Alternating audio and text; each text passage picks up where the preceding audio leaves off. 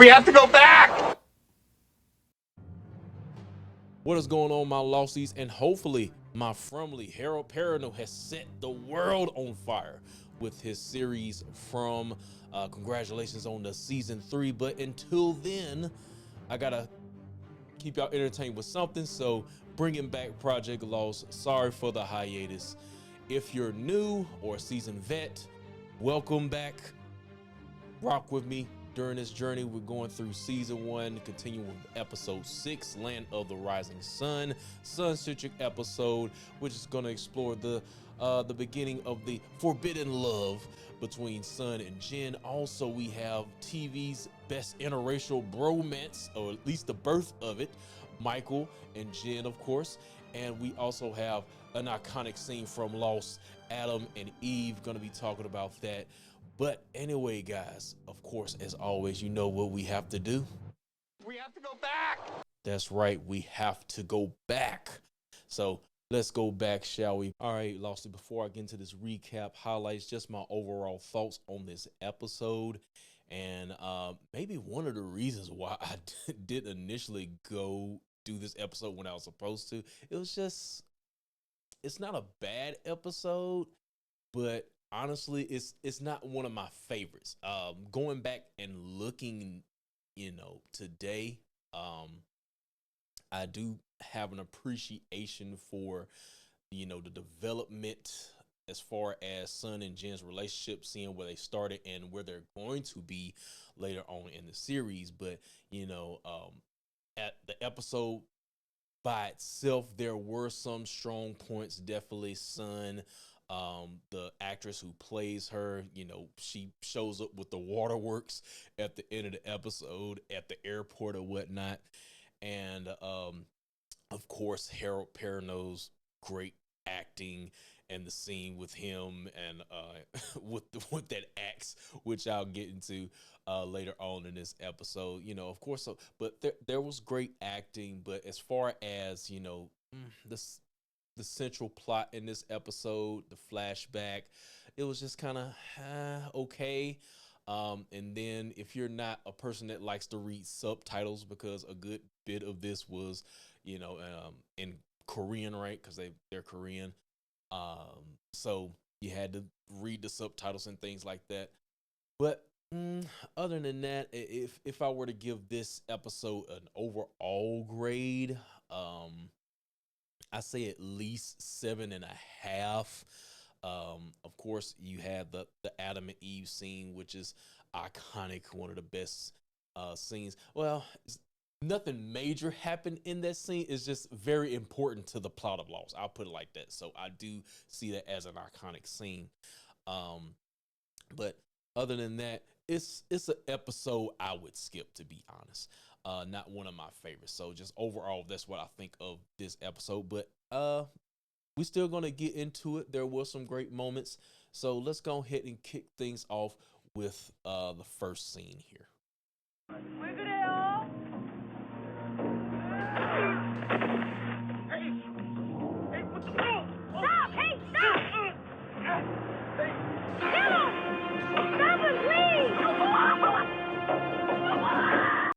Yeah, boy. That's what it seemed like she was saying. Yeah, boy. I don't know.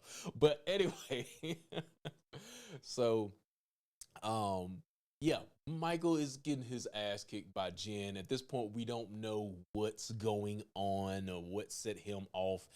Of course, I know now. But even in this next scene I'm about to play right here, which I would like to caption, everybody's a little bit racist. Something you're not telling us. Surely? Where you from, man? Tikrit. Iraq. Okay. I don't know how it is in Iraq, but in the United States of America, where I'm from, Korean people don't like black people. You know that? So maybe you ought to talk to him. The cuffs stay.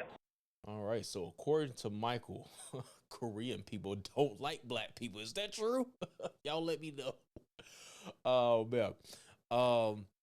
So even in that scene right there, you see Sun pointing to the watch, which was already a giveaway as why he was mad. But of course, we were lost in translation, so we can't quite understand at that point. If you're watching it for the first time, it may have just gone over your head, but the answer was right there. But anyway, after this, we go into the the infamous flashback, where we have Michael. He's a bum, he's low class, but for somehow he pulled Sun, who comes from high class society. And of course, it's a forbidden love because her dad, was it her last name is Pike? That's her maiden name. So Mr. Pike, he's some type of big boss in town, who does, not so uh, legal activity. Let's put it like that. So anyway, of course, this next scene right here, he went to her father. Her father gives him permission to marry her, but of course, there is a catch. We will find out later in the episode what that is. So before I go back into their story, of course, next up was the Adam and Eve scene. So let's take a look at that. Who were these men? Actually, one of them is female.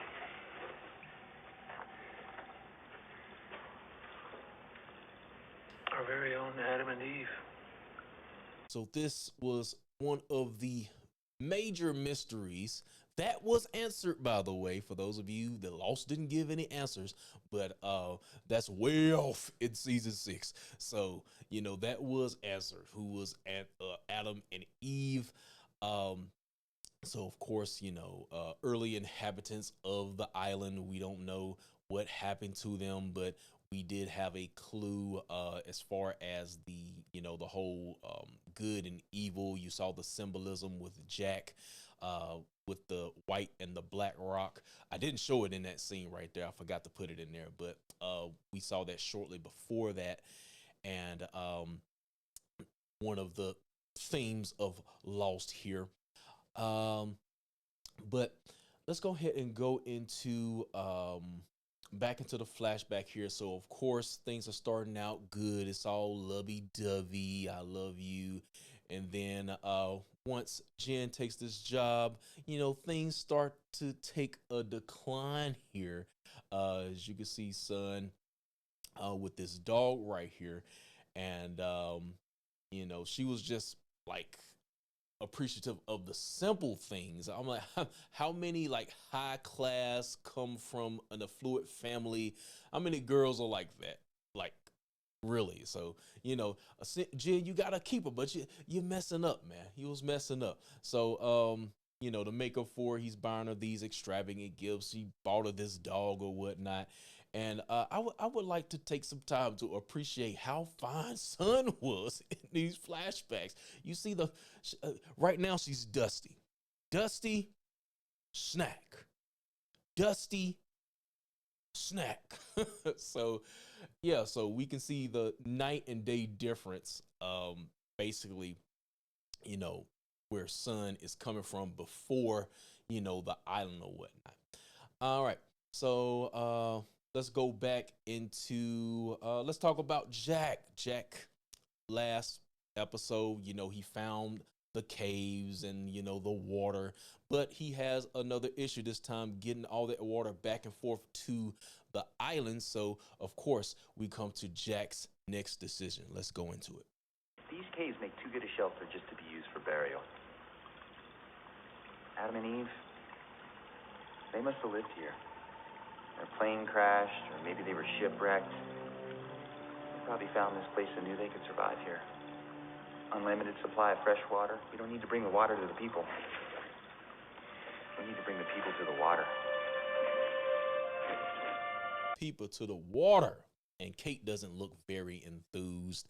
Of course, Kate, one of the most annoying characters in Lost, but so of course we get this battle of either stay on the island and wait for rescue, or go into the caves. There's shelter, there's water, shade. So I mean, at this point, last episode, the wild boar came out and attacked them. So that was one of the issues that was going on. And Saeed was definitely one of the people that protested against this. So we had a scene in there with that, with him and Jack arguing about whether they should stay on the island or not. And then of course, Kate here, you can see it in her face that she's, that she doesn't want to go. So she chooses to stay on the island with Saeed and Sawyer and whoever else decided to stay. I can't remember. And then the rest of the gang ended up going with Jack, Jin and Sun being one of them, and of course Hurley and Locke, and those people. So getting closer to the end here. I don't want to keep y'all too long, so go next here, and things are getting worse. Jin comes home one night all bloody, and you'll see the subtitle right here after Sun asks, "What do you do for my father?" Because this don't look like no management training. He said he was in management training earlier on. "I do whatever your father tells me." And then after this prompts Sun to go, get a ticket and have this plan to leave her husband at the airport, which we know later, she doesn't do, but we'll get into that in just a second. But after this came one of another pivotal scene in Lost. Of course, she speaks. Oh, great. Look who came to chat.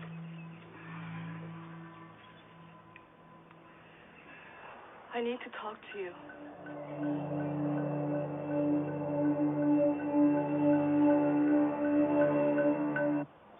You speak English? Yes. What? You speak English? I would have said the same thing. She spent five episodes up to this point, speaking Korean, and we learn that, man, I wish I was watching this for the first time. I would have been like, what? But I don't know. You probably still get an idea that Sun kind of understands what's going on. So I guess you could have expected it. But still, it was one of the good surprises that Lost brought us. All right, so we're gonna take a quick break and talk about Locke and Charlie here. Of course, he's on his little drug kick, but Locke finds out that he's has the little heroin bag or whatever. So in exchange, he tells him to look up, of course, and he says the island gives you something in return if you give it something. So at this point, it's like, is John just talking just to be talking, or is he really in tune with the island at this point? Y'all let me know. But so of course he looks up, he sees his guitar, so we know Charlie, the band, you all everybody. So he's into music. That's the only thing he cares about more than drugs at this point. So that's where we are from there. But Charlie is going to be in for one hell of a detox and withdrawal. So that on a later episode. But we move back to Michael and Jin. In the forthcoming episodes, we're going to see a bromance blossom between these two. But this kind of kicks things off. Up to this point, Jin has been all tough. But this right here humbled him a little bit. So let's take a look at this scene right here. Wonderful acting from Harold Perrineau once again. I'm not exactly having the best month of my life. I barely knew my son, and now I gotta be his daddy. And then to top it off, I have a deranged Korean guy trying to kill me, and for what? Look, I get it, Right? It's the watch. Mine broke. I found this in the wreckage. And I figured, hey, why let a $20,000 watch go to waste? Which is ridiculous, since time doesn't matter on a damn island! Of course, he didn't chop his hand off. I thought he was gonna chop his hand off for a second there when I was viewing it at first, but anyway, then after this, we go to the final flashback with Sun here with a tear down her eyes. She's getting ready to plan to leave her husband at the airport and duck off to wherever else. So of course she changes her mind as she sees him with the flower right here. And of course we end the flashback with her, I guess kind of reminiscent of how they first started out with him giving her the flower and everything like that. So of course Jin and Sun have a long journey ahead of them. So we will see how that evolves. But other than that, we ended the episode off with, people choosing their sides, whether to stay on the island. And we get the scene with the people moving into the cave. And from there, we get what was that song? Are you sure this is where you want to be? Something like that. So anyway, we end the episode off like that. And, but like I said, it's a skippable episode, to be honest. Good character development as far as, Sun and Jin. And of course, I mean, it's necessary for, the plot building, but an exciting episode, not too much, to be honest, is one that I would skip. But there's great acting, of course, and we do have some good surprises with Sun learning English, or finding out that Sun knows English. Good God. And then of course Michael, Harold knew his acting. But other than that, guys, that's going to be it for today. I hope you did enjoy this return to Project Lost. It's been a little minute, so if it was a little rough, forgive me, guys. If you haven't already, make sure to hit that like button, the super thanks, support the channel. Any amount is appreciated. I've been monetized since the last time I did this series. But anyway, guys, thank you for watching. Subscribe to the content if you haven't already. I will see you guys next time. Peace